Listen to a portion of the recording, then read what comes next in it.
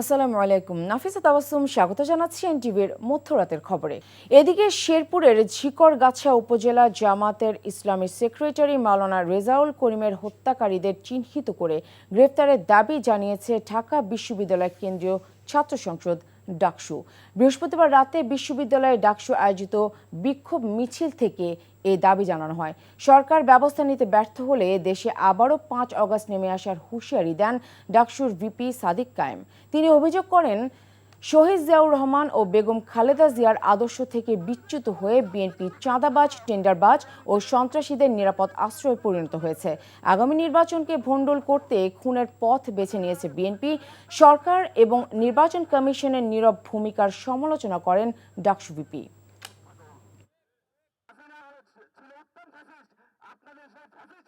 আপনারা যদি সেই হাসিনার রাজনীতি করতে চান, সেই সন্ত্রাসের রাজনীতি করতে চান, আমার মা বোনদের উপর হামলা করেন, এভাবে রেজাউল ভাইদের উপর হামলা করেন, তাহলে আপনাদের এই ঠিকানায় বাংলাদেশে হবে না। আমরা অনুরোধ করব সকল রাজনৈতিক দল, সকল ছাত্র সংগঠন, সিভিল সোসাইটি, মিডিয়া সবাইকে দায়িত্বশীল আচরণ করার জন্য। কেউ যদি এই ফেসিবাদী কাঠামোকে রেখে দিতে চান, এই ফেসিবাদের দালালি করেন, তাহলে এই দালালদের মুখোশগুলো আমরা উন্মোচন করে দিব। নারীদের গায়ে হাত তোলা হচ্ছে অভিযোগ করে জামাতে ইসলামীর আমির ডক্টর শফিকুর রহমান বলেছেন, এই ধরনের ঘটনার পুনরাবৃত্তি হলে হাত গুটিয়ে বসে থাকবে না তার দল। ঢাকা 15 আসনের নিজ নির্বাচনী এলাকায় মহিলা সমাবেশে তিনি এই হুঁশিয়ারি দেন। বলেন, জামাত ক্ষমতায় গেলে যোগ্যতা অনুযায়ী নারীদের জন্য সম্মানজনক কর্মসংস্থানের ব্যবস্থা করা হবে। শিশু সন্তানের মায়ের জন্য কাজের সময় 5 ঘন্টা নির্ধারণ করা হবে। যুব সমাজের জন্য কর্মসংস্থানের ব্যবস্থা করা হবে। আবির আহমদের রিপোর্ট। নির্বাচনী প্রচারে জমজমাট রাজধানী, প্রার্থীরা চষে বেড়াচ্ছেন নগরীর অলিগলি। ঢাকা 15 আসনের উত্তর কাফরুল হাই স্কুল এলাকায় নির্বাচনী সংযোগ করেন জামাত ইসলামীর আমির ডাক্তার শফিকুর রহমান। বলেন, বিভক্তি নয়, সবাইকে সঙ্গে নিয়ে দেশ গঠনে কাজ করবে জামাত।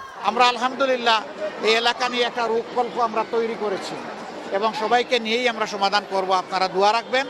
সারা বাংলাদেশকেই আমরা চাই ন্যায় এবং ইনসাফের ভিত্তিতে একটা ফরওয়ার্ড লুকিং বাংলাদেশ হিসাবে নিয়ে সামনে এগিয়ে যেতে।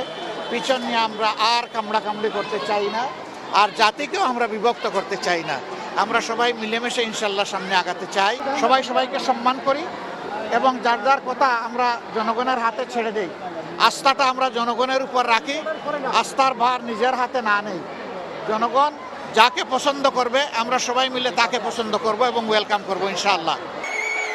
পরে মণিপুর বালিকা উচ্চ বিদ্যালয় মাঠে মহিলা সমাবেশে অংশ নেন জামাতের আমির।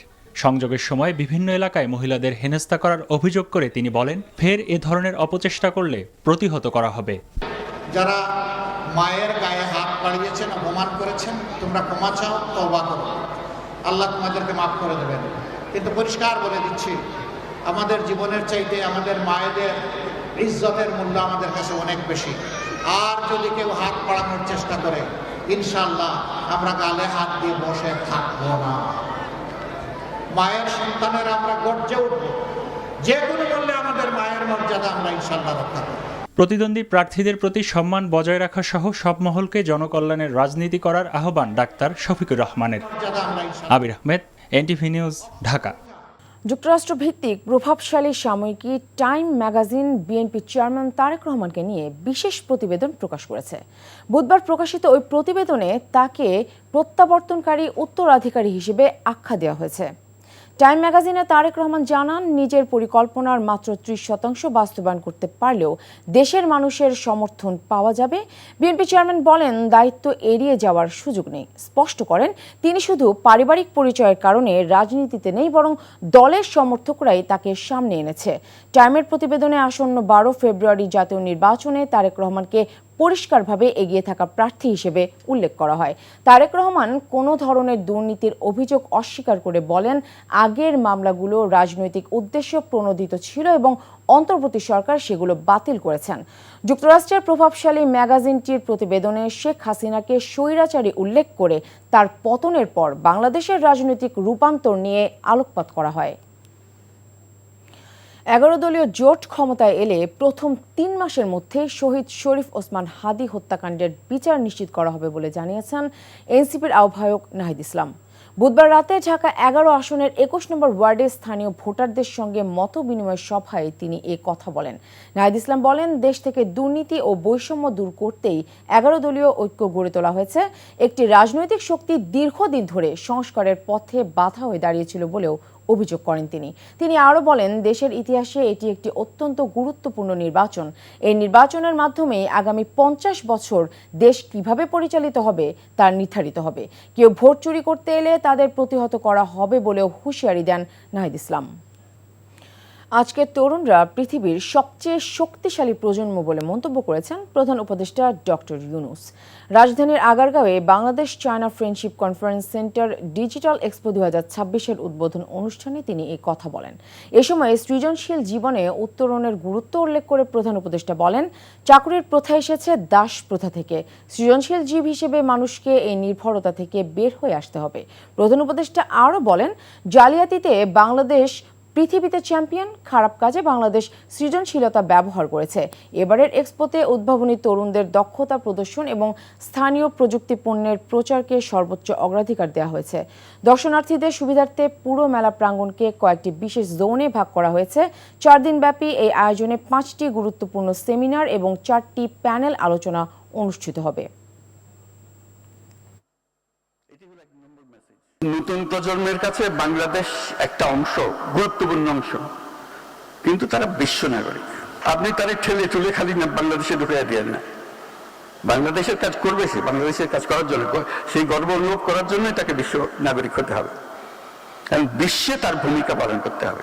বাংলাদেশি যে যেখানে আছে দুনিয়ার, যে যে কাজে আছে, এই অ্যাপের মাধ্যমে বাংলাদেশের সঙ্গে যুক্ত হবার, বাংলাদেশি কে কি করছে তার খোঁজ খবর নেবার একটা সুযোগ হবে।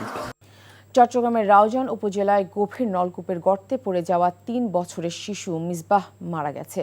4.5 ঘন্টা পর ফায়ার সার্ভিস সদস্যরা তাকে উদ্ধার করে হাসপাতালে নিয়ে গেলে চিকিৎসকরা শিশুটিকে মৃত ঘোষণা করেন। এমন মৃত্যুতে শোকার্ত স্বজন সহ এলাকাবাসী।